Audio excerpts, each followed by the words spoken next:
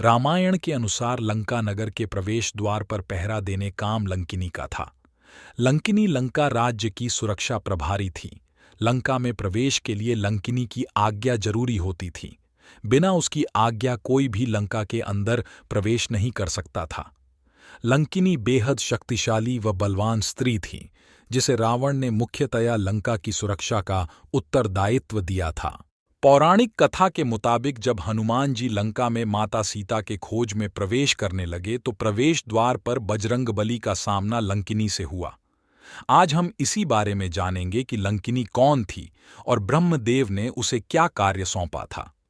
रावण को भगवान ब्रह्मा से वरदान स्वरूप सोने की लंका मिलने के बाद से रावण बेहद प्रसन्न था। तभी ब्रह्मा से लंकिनी को लंका राज्य की सुरक्षा की जिम्मेदारी सौंपी थी।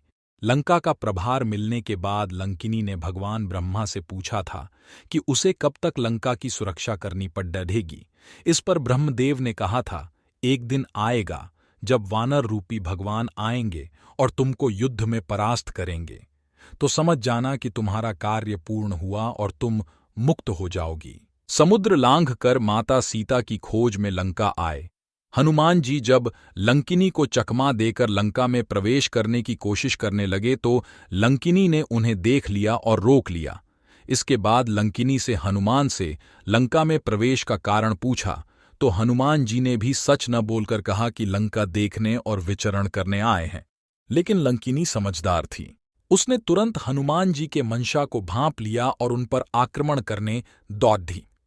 जब लंकिनी ने हनुमान जी के ऊपर आक्रमण किया तो बजरंगबली ने स्त्री से युद्ध करना और उसका वध करना उचित नहीं समझा, इसलिए हनुमान जी ने अपने एक जोरदार प्रहार से लंकिनी को चारों खाने चित कर दिया।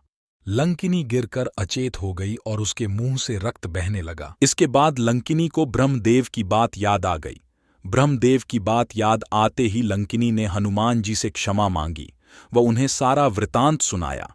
इसके बाद लंकिनी ने हनुमान जी से कहा कि उन्हें समझ आ गया है कि अब राक्षसों के अंत का समय निकट है। इसके साथ ही ब्रह्मदेव के कहे अनुसार लंकिनी का उत्तरदायित्व अब समाप्त हो चुका है, इसलिए वे उन्हें क्षमा करें ताकि वह पुनः ब्रह्मलोक जा सके। हनुमान जी से क्षमा मांगने के बाद लंकिनी पुनः ब्रह्मलोक की ओर चली जाती है।